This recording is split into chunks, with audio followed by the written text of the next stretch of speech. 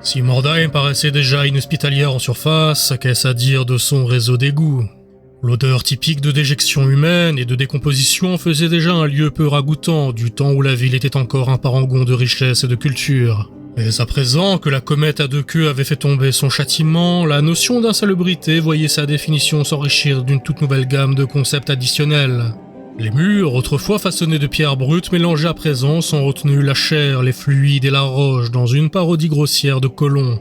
Un endroit pour le moins dégoûtant, faute d'un terme plus fort, mais qui s'accordait étonnamment bien à la petite troupe qui le parcourait.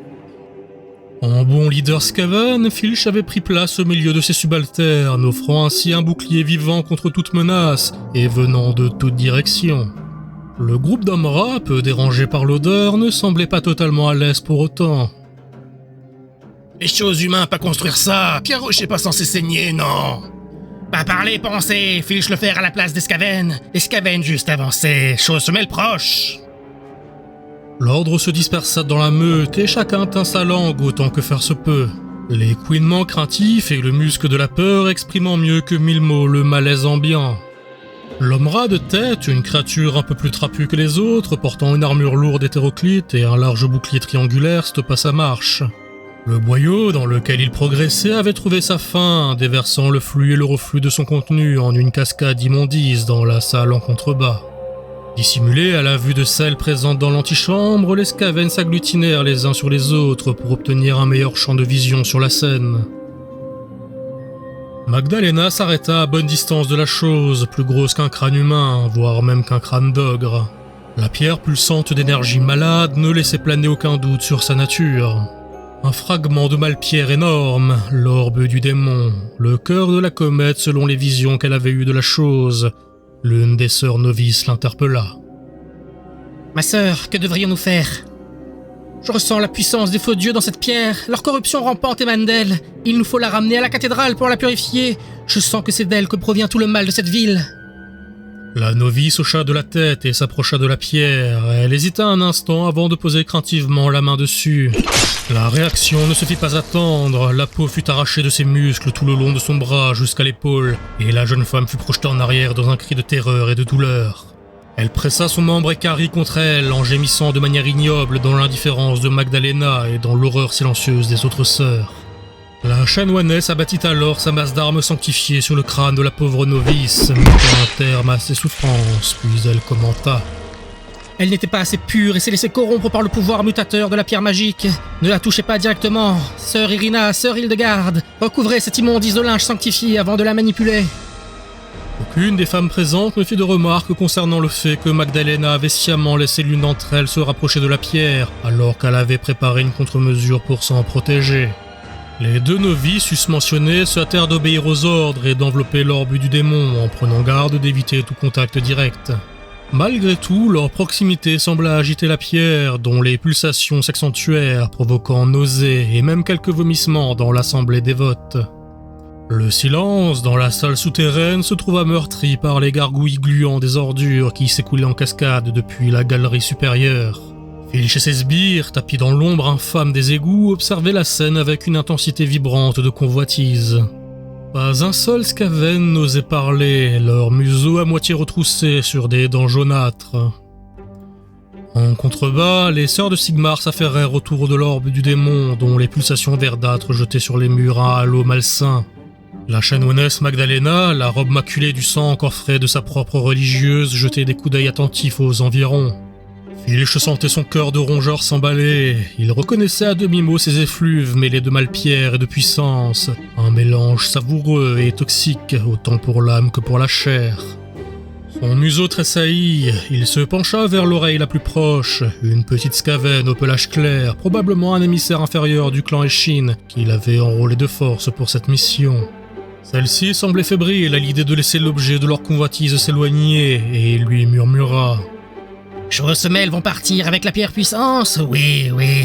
Filch va patienter, laissez-les faire effort, et ensuite... » La femelle Skaven ne répondit qu'en hochant de la tête, le regard braqué sur la malpierre empaqueté comme un nourrisson. Les sœurs se mirent en branle, certaines récitèrent à mi-voix un hymne dissonant, cherchant peut-être à contenir l'énergie impie qui palpitait dans la pierre, ou simplement pour se donner du courage. Magdalena fronça les sourcils, déjà deux novices chancelaient malgré les cantiques, secoués de spasmes à cause de la proximité de l'orbe. La chanoinesse les menaça du regard et ce seul geste sembla imposer un regain de discipline. Pour ces religieuses, une mort brutale paraissait préférable à la moindre faiblesse.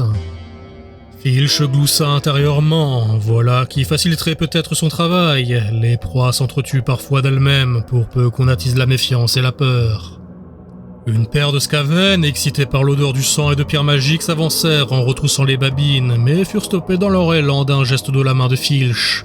D'abord hésitants, les deux Skaven comprirent l'ordre et s'accordèrent à reculer de quelques pas, malgré l'odeur âcre de la malpierre qui leur donnait la chair de poule et l'eau à la bouche. Un raclement métallique résonna alors dans l'ombre aux alentours, le cliquetis d'armes de fortune.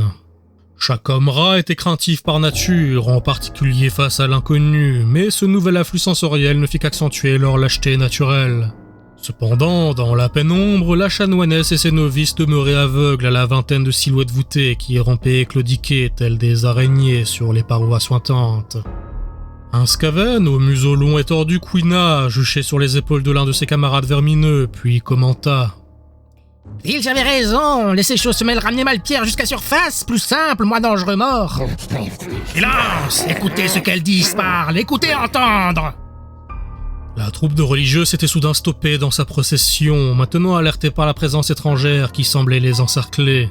Leur sens, inférieur à ceux des rongeurs, n'avait cependant pas permis une réaction plus précoce à la menace. Et soudain, le calme humide des lieux fut brisé par le rugissement des mutants et des monstres qui se ruèrent vers les sœurs de Sigmar. Une paire de nonnes succomba avant même que le premier coup de masse ne fuse contre l'assaillant. Magdalena beugla des ordres en réaction, repoussant d'un coup de bouclier une créature hideuse aux faciès de mouche, et dont la trompe garnie de crocs émettait un bruit de succion écœurant dans une parodie de baisers insistants. Le monstre, difforme, tituba, peu allait sur ses jambes aux articulations surnuméraires, et la chanoinesse en profita pour fracasser ses os d'un coup de masse. Autour d'elle, les aspirantes et les novices n'en menaient pas large, confrontés à l'horreur des choses ayant de toute évidence été autrefois des humains. Ne cédez pas à la peur, mes sœurs, Sigmar nous protège, transportez de l'or bord de ce cloak. L'excitation sembla parcourir les hommes rats sur leur promontoire visqueux, la vue des humains en position de faiblesse activant chez eux un instinct prédateur et opportuniste. Grosse porteuse séparée du groupe, moment occasion, oui. Filch siffla et interrompit son sbire d'un coup de griffe, au moment où celui-ci dégainait une paire de pistolets rudimentaires, semblant aussi dangereux pour lui-même que pour ses ennemis. Immobile, silence! Trop plein ennemi pour Skaven, Filch plus malin rusé que... Mais le sermon de l'assassin se perdit dans le couinement strident d'un Skaven et le son caractéristique d'une éviscération derrière lui. La surprise se transforma rapidement en panique quand la horde d'hommes rats entama un mouvement de foule à l'opposé de la menace, mais bloqué par le précipice devant eux. Filch poussa un cri sifflant au moment où, dans la bousculade désordonnée qui suivit, lui et ses sbires furent poussés dans le vide par leur propre masse vermineuse. Sa vue se posa sur l'un des Skaven n'ayant pas chuté, se faisant démembrer sans effort par une créature monstrueuse au niveau de leur ancien perchoir. Puis ses sens furent saturés par le bruit et la vue de l'eau vaseuse tout autour de lui. Les hommes rares escapés se débattaient dans le liquide immonde de manière hystérique et totalement désordonnée, et il sentit plusieurs fois une patte ou une griffe le frapper avant qu'enfin il ne puisse sortir la tête de l'eau. Yes. Il chouina dans un mélange de peur et de colère et s'appuya sans son consentement sur l'un des Skaven proches pour se hisser hors de l'eau, laissant son congénère avaler une quantité non négligeable de souillé comme unique récompense de son rôle en tant que marchepied. Détrempé et couvert d'immondices, l'assassin ne se laissa pas aller à une surprise fatale. Il dégaina son long poignard cranté et égorgea sans réflexion complexe la créature humanoïde qui s'était approchée de lui au moment de son extirpation de l'eau boueuse. Il fut imité dans cet instinct de préservation par plusieurs autres Skaven, alors que la meute émergeait petit à petit des flots pour se joindre à l'orgie de violence. Meurtre, mort! Tuez les choses et les choses femelles, oui! Paradoxalement et en parfaite contradiction avec son cri de guerre, Filch ne perdit pas de temps avant de se mettre à couvert derrière ses sbires les plus sacrifiables. Après tout, selon ce vieil adage de Scarogne, mieux valait un lâche vivant qu'un héros mort.